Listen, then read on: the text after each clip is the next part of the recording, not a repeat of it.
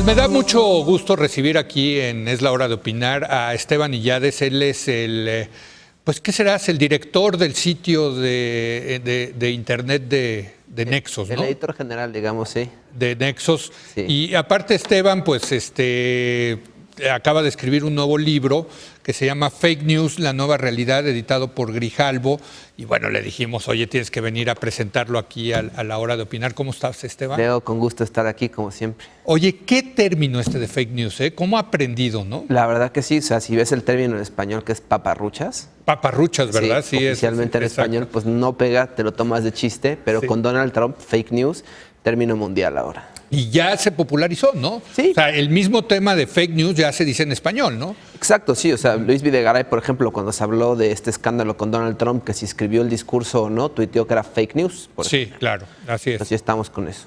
Bueno, ¿de qué va el libro? Cuéntame. ¿De qué va el libro? Pues la explicación. El libro es tratar de explicar qué es esto de las fake news, cómo es algo que ha existido siempre, sí. Pero cómo ahora está tomando mucho más vuelo, no solo por Donald Trump, sino por el Internet y las redes sociales, y cómo fake news no necesariamente representa noticias falsas, sino ya es un punto que hemos cruzado, que es decirle fake news a lo que no estás de acuerdo, ¿no? Entonces, cómo la verdad se está empezando a volver un poquito elástica, en algunos casos mucho más, y cómo en esta sociedad, digamos, ya estamos en un punto de la posverdad tal vez, en el cual los datos duros a muchas personas ya no les importan. Es que ese es el tema, ¿no? Noticias falsas siempre ha habido, ¿no? O sea, y hay una gran historia acerca de cómo penetraban estas noticias falsas.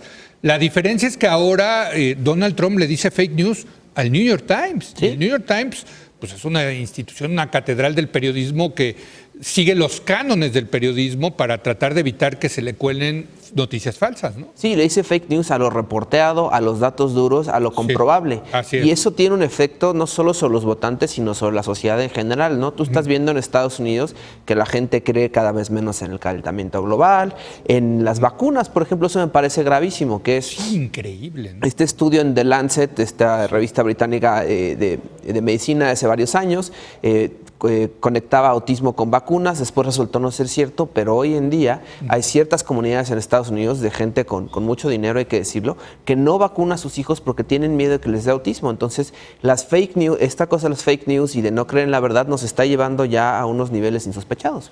El cambio climático, ¿no? Sí, por no ir más lejos, o sea, tenemos en Estados Unidos a Scott Pruitt, el director de la Environmental Protection Agency, que es como la profepa de allá, que él no cree en el calentamiento global y está desmantelando la agencia y la está utilizando para negar términos vinculados con calentamiento global. Hay una lista de palabras, por ejemplo, que estas personas, científicos, no pueden utilizar en la agencia en público.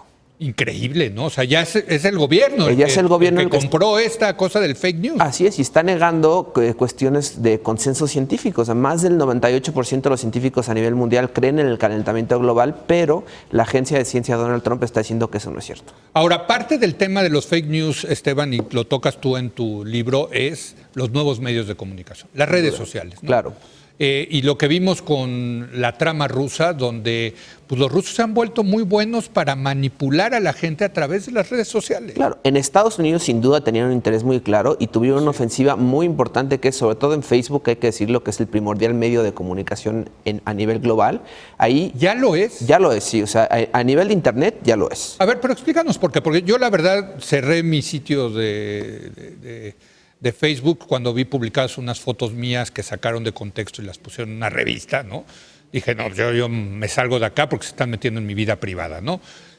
¿Por qué? O sea, pues, ¿cómo funciona el Facebook en ese sentido? Es la puerta de entrada al Internet para muchas personas. Eso lo ha hecho Mark Zuckerberg muy bien. Por ejemplo, en lugares como África regalan celulares con acceso a Internet solo a través de Facebook. Entonces, para muchas personas, el Internet es Facebook. Sí. A nivel mexicano, por ejemplo, más o menos la mitad de la población, 50, 60 millones, tienen acceso a Internet. Sí. De ellos, el 90% tiene Facebook.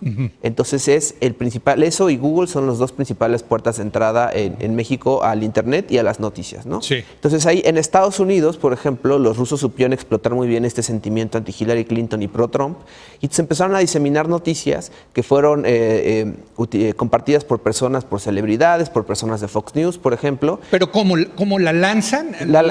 Tú lanzas una nota. ¿Tú lanzas una nota a través de qué? Tú inventas un sitio, que es muy fácil. Okay. O sea, tú invitas un sitio, sí, me consigo Esteban.com. Ajá, o puedo inventar, por ejemplo, CNN, pero que no sea CNN como tal, las 3 siglas, sino cambiarle una letra o algo así que parezca. CNN. Les copio el logo, más o menos, el estilo. Sí. Publico una nota que dice, por ejemplo, que el Papa Francisco llama a votar por Donald Trump y la suelto. Alguien la recoge. Que por cierto, eso ocurrió. O sea, esto ocurrió. Es verdad, para que no digamos que es fake news. Esto ocurrió.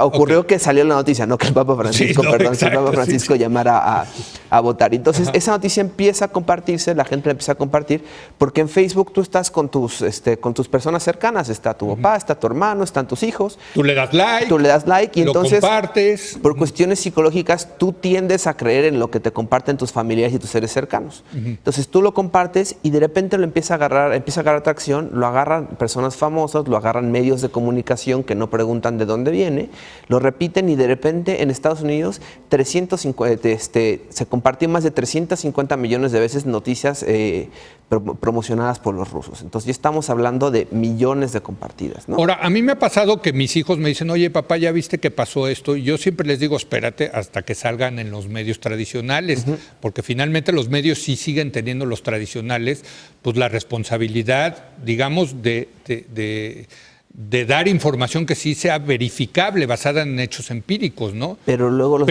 me dicen unas cosas que dices, oye, no, eso no ha ocurrido, ¿no? Claro, ese es en un caso extremo, ¿no? Que sí es noticias sumamente falsas, ya las estamos empezando a ver en México, no a través de los rusos, hay que decirlo, sino creadas aquí en México, pero también hay otros que los medios de comunicación replican esas notas por no verificar. Entonces ya hemos tenido casos de notas de sitios satíricos, por ejemplo, como The Onion en Estados Unidos, que es el sitio de sátira más grande. Aquí en México ha habido medios que lo han tomado como verdad. Entonces ya estamos empezando a tener esos problemas también. Bueno, pero eso es por flojos los periodistas aquí en México, que no se dan ni siquiera 5 minutos para saber de dónde viene la noticia. Claro, pero lo replica y entonces ya se empieza a hacer una bola de nieve y de repente ya hay gente que está dando sátira como verdad. Ahora, tú tienes toda una parte, la tercera parte, en México se llaman noticias, que quiero pensar que es una versión muy crítica Es una versión crítica sobre todo de lo que pasa en México, ¿no? De lo que ha pasado, sobre todo que hemos hablado mucho del spin que se le da a las noticias, que se le dio durante mucho tiempo en México, que ahora se le da menos, pero digamos de cómo no ha habido mucho periodismo independiente. Hubo casos en los 70 con Excelsior, por ejemplo, 1 más 1 después, Proceso en sus buenas décadas, ahora ya vemos otros sitios, pero normalmente en México tradicionalmente no había periodismo de investigación ni versiones muy distintas a la versión oficial, ¿no? Pues porque veníamos de un régimen autoritario, claro. Esteban, o sea, no, eso es lo que explica eso, ¿no? Sí, no, claro. Un régimen autoritario no promueve una prensa independiente. No, claro que no, estuvimos 71 años bajo un régimen así, ¿no? Y entonces ahora, ¿qué es lo que pasa? Que hay muy pocos medios de comunicación independientes también justo por la relación entre publicidad, presupuesto y noticias, ¿no? O sea, es muy difícil conseguir que un medio de comunicación independiente consiga suficientes fondos para hacer un periodismo distinto, ¿no? Entonces, en ese sentido, en México, dadas las circunstancias del siglo XX, sí era muy difícil encontrar versiones distintas a las oficiales. Digo, porque lo que hemos visto ahora con Trump es que sí, pues catedrales del periodismo tradicional como el New York Times, el Washington Post, CNN, yo te diría, ¿no? O sea, todas esas, pues han tratado de sí convertirse en un contrapeso al presidente y el presidente dice es fake news.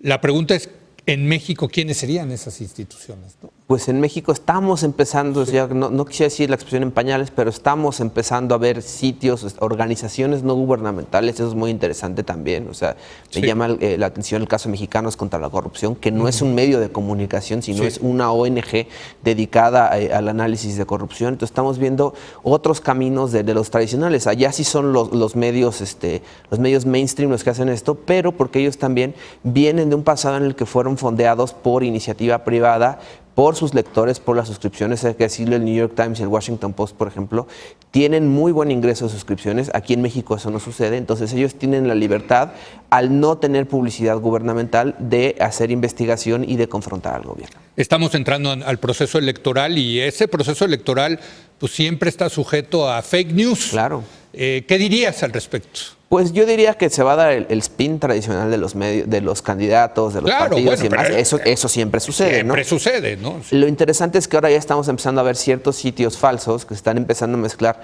noticias verdaderas con noticias falsas y que están empezando a tener tracción entre el público en general. Son medios que o le cambian alguna letra al portal de un periodista o a un periódico, por ejemplo, en vez de que sea una L es una I o al revés. ¿El Deforma, por ejemplo? El Deforma es distinto porque el Deforma es sátira, o sea, el Deforma... es como The Onion. Como The Onion, aunque hay periodistas que han caído con pseudonoticias del Deforma. No, ya estamos hablando de sitios más sofisticados que pretenden ser, por ejemplo, el Universal o Aristegui Noticias o qué sé yo, que les alteran algunas palabras a los nombres, copian los logotipos y entonces empiezan a enviar noticias falsas, pero también comparten noticias verdaderas replicadas de otros sitios. Entonces, eso lo hace difícil para que el público en general, que no está muy metido en estos temas, pueda hacer la distinción entre qué es verdadero y qué es falso. En este caso, ¿prevés que pase algo similar a Estados Unidos con el tema de Facebook, que no voy a decir Rusia, otras naciones, otros intereses, en fin,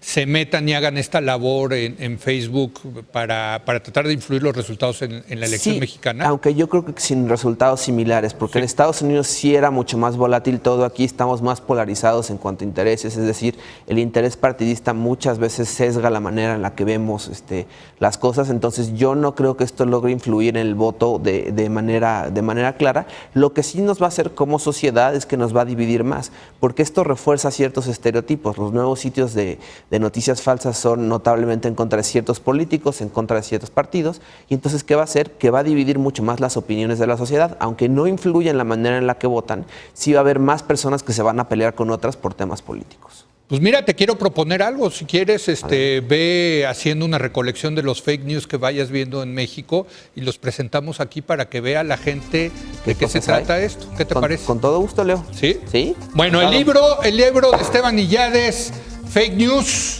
la nueva realidad, editado por Grijalvo. Gracias por venir, Esteban, y Leo, te estaremos viendo entonces para que nos reportes cómo van los fake news en esta elección. Gracias a Esteban, gracias a usted por habernos acompañado. Yo lo espero mañana viernes en nuestra edición de fin de semana. Vamos a platicar con el cineasta, director de los estudios Churubusco, con Carlos García Gras, acerca de sus 3 películas favoritas. No se lo pierda. Aquí nos vemos.